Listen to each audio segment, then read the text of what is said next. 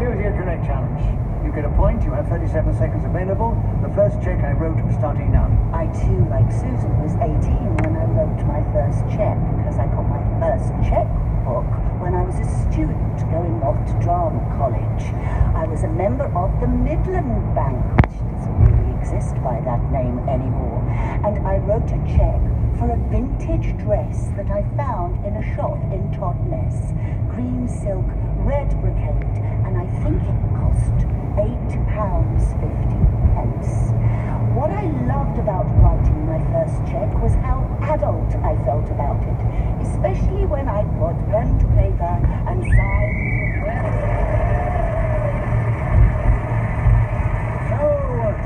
Josie, you were speaking as the whistle went on that occasion, and you got that extra point. So you move forward and you're equal in the lead with Paul. And Paul, we're back with you to begin. And the subject is the chicken and the egg.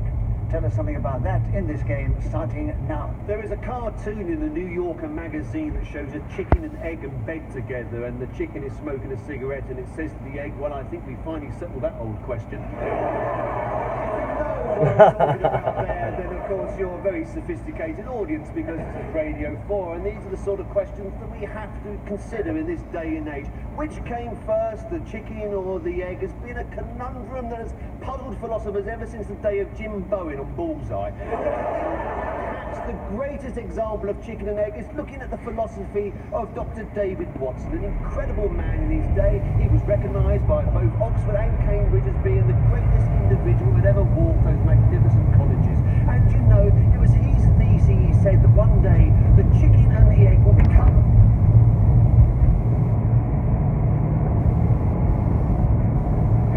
Donald Trump is a combination of both chicken and egg.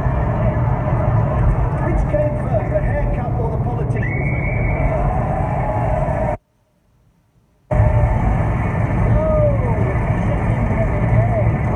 Started with Paul Burton, and he went on for 60 seconds without being interrupted.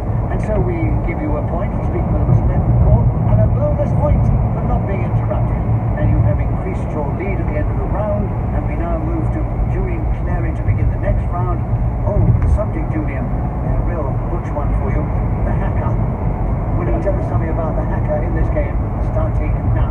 The haka is a traditional sort of war dance done in New Zealand by Maori people. They do it occasionally as a greeting, and when I was touring there in one of my lovely shows, I was taught the finer movements and sounds that you have to make, and there's a lot of eye bulging and legs spread wide, which you may be surprised to hear I took to like a duck to water.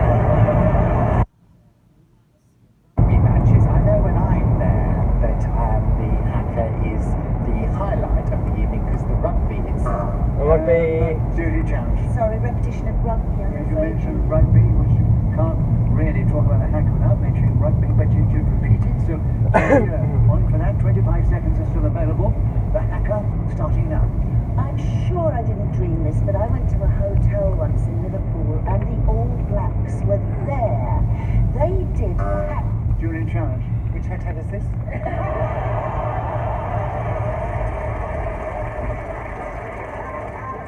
All right, a bonus point for Julian for that lovely. But Josie, you were interrupted, so you get a point for that. 16 seconds are still available. The hacker starting now. Oh, and it was sexy. They were in the bar, and we said, would you do the hacker for us? And a couple of them decided that they would comply to our wishes. They stood up, bared their chests, bent their knees, poked out their eyes.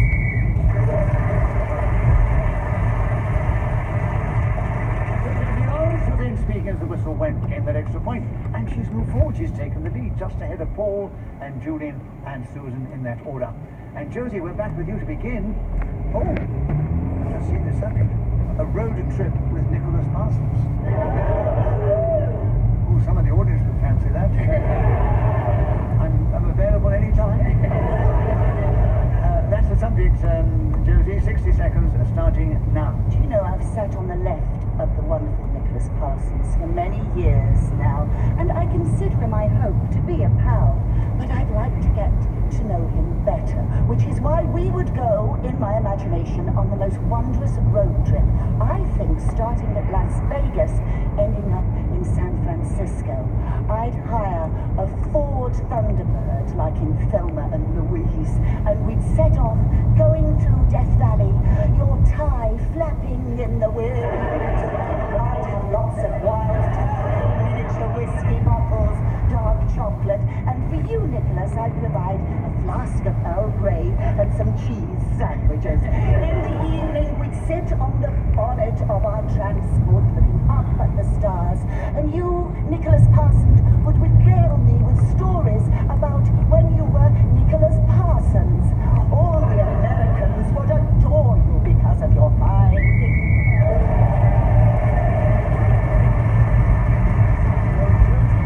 Started with the subject and get going with style and panache. Till the 60 seconds had elapsed. I've never done a minute. I know you've never done.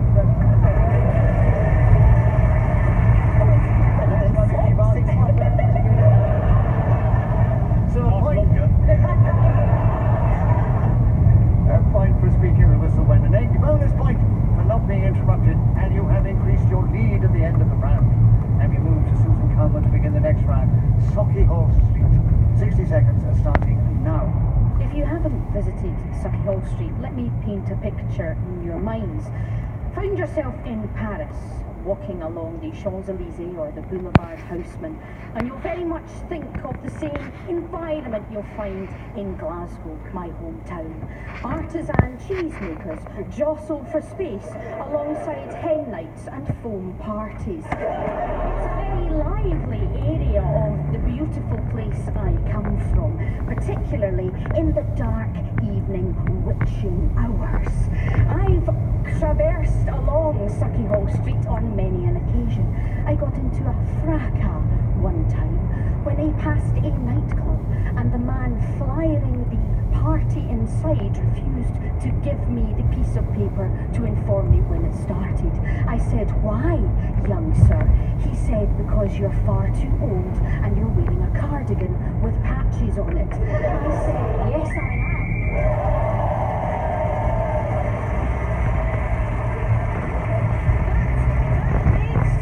Literally better than any sex I've ever had.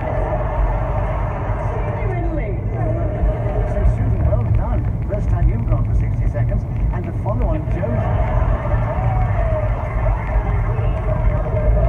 You've got a filthy mind. Oh, I didn't intend it that way.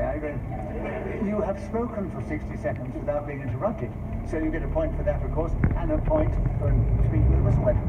And we move back to you, Paul, to begin, and the subject now is Elvis Presley. Paul, 60 seconds are starting now. The very first road trip of Nicholas Parsons ever took place was known as the Canterbury Tales, and Geoffrey Chaucer was there. Last one was a trip to Memphis to see the resting place of Elvis Presley. Nicholas, oh, I'm second. Julie, new challenge first. Repetition of Nicholas. Yeah, I know, you can't have too much, which is a good thing, but It seems not. within the rules of just a minute, that is repetition, of course. 48 seconds are still available, Julian. Elvis Presley starting now. Yes, he was that chap who did a lot of rock and roll, wasn't he?